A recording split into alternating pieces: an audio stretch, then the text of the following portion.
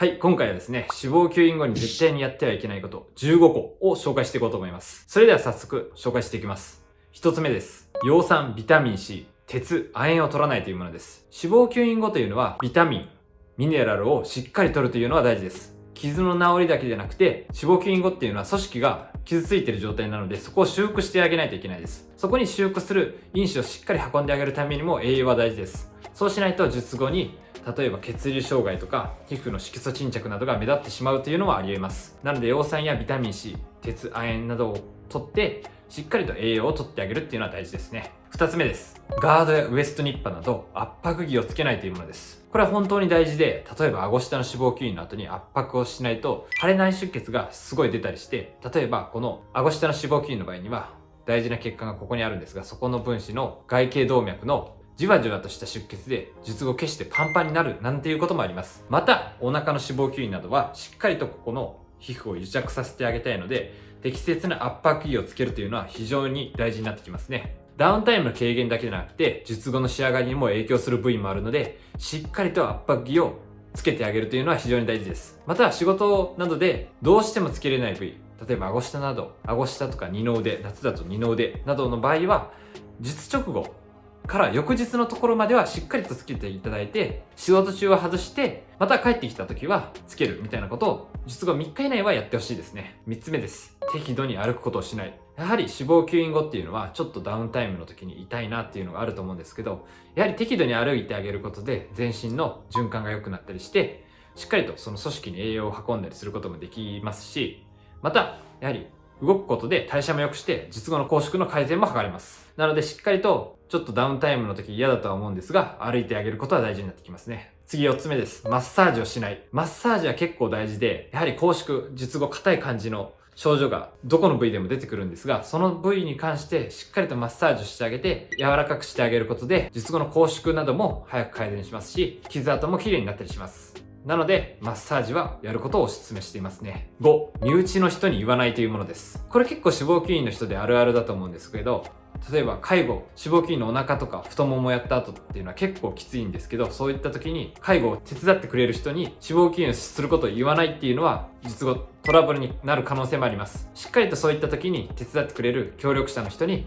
脂肪吸引をしてくるっていうのを術前に伝えておいて、帰ってきてびっくりされないようにしてください。6、手術前に寝床を整えないというものです。結構手術後に DM が来るんですが、手術の後に傷跡のところから麻酔液が漏れてきたっていうのがあります。脂肪吸引の時には締め剪定液という麻酔液を大量に撒いて脂肪をしっかりと麻酔をかけた状態で吸引します。なので手術直後というのは血が混じった麻酔液が傷跡のところから出てくることがあります。寝ている時に布団にじわじわ出てきて血だらけになるというのはリスクとしてあります。手術前にしっかりと帰ってきた時の寝床を整えて、ちょっと汚れてもいいようにシーツを敷いてあげておくなどは非常に大事だと思います。7番、傷跡を開かないっていうことです。これは当たり前なんですが、脂肪吸引の後っていうのはカニューレを挿入するので傷跡がどうしても 0.5 ミリぐらいのものができます。そこが気になって触ったりすると傷跡が開く可能性あるので、本当に触らずに丁寧にそこの部位は扱ってあげてください。8、手術前の2週間前後はお酒は飲まないというものですね。お酒っていうのは体の巡りを良くさせすぎたりで腫れ内出血を促進したりするので、術後ダウンタイムが強く出たりします。なのでできれば術前2週間、術後2週間はお酒を飲まないようにしてほしいですね。絶対に会食があったりとかお酒を飲むのが好きな方もいると思うので、できるだけその術前術後2週間は飲むとしても抑えめでするようにお願いします。9番、1ヶ月前後はタバコは吸わない。お酒よりもやめてほしいのはタバコです。タバコというのは本当に脂肪吸引と相性最悪のものなので、タバコに入っているニコチンというのはその血流を阻害して脂肪吸引で脂肪を取った組織を修復する過程で必要なものを血管新生を阻害することで運べなくして血流障害を起こしたり色素沈着の原因になったり、脂肪吸引が失敗になってしまうリスクを持っているのがこのタバコです。なのでタバコに関しては術前術後1ヶ月は控えてもらって、また友達がタバコを吸っているとかそういう副流煙を吸うのもできるだけ避けるように過ごしてほしいです。お酒よりもタバコは絶対にやめてほしいものの一つですね。10番、傷跡が閉じるまで泳がない。これ本当に大事で、術後ある一定の期間この傷跡っていうのは閉じないです。だいたい2週間ぐらいで閉じるとは思うんですが、2週間の間に例えばプールに行ったりして泳いだりすると、そこのプールっていうのは結構ばい菌が水の上を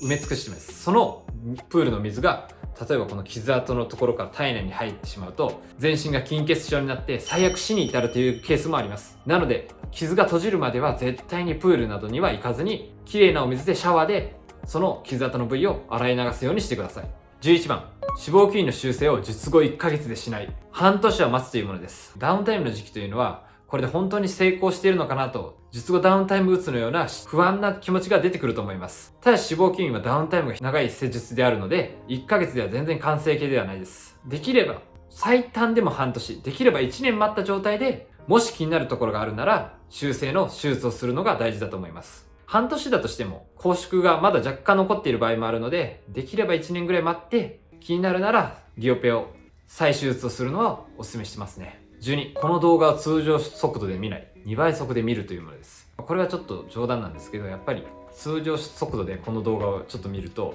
集中力が途切れてしまうので、できれば2倍速でしっかりと15個全部見て確認するようにしてください。13番、圧迫着を強めて巻かない。またさらにその上から圧迫しないというものです。これは非常に大切な考え方で、圧迫しすぎるというのは逆に良くないです。先ほど言ったように圧迫着をつけることは大事なんですが、逆に圧迫をしすぎるとその組織がぎゅーっと縮まりすぎていて、例えばお腹の脂肪吸引だと圧迫着を強くすると、強くしたところと強くしていないところで段差ができてしまって、術後に変な線が入ったりシワができたりすることがあります。また圧迫しすぎるとその組織に必要な物質を運ぶことができなくなって仕上がりが悪くなったりすることもあるので、圧迫着を適切な圧迫で行うというのは非常に大事になってきます。14番、運動するのをためらわないというものです。これは先ほどの歩くというも通じるものなんですが、腫内出血が収まったら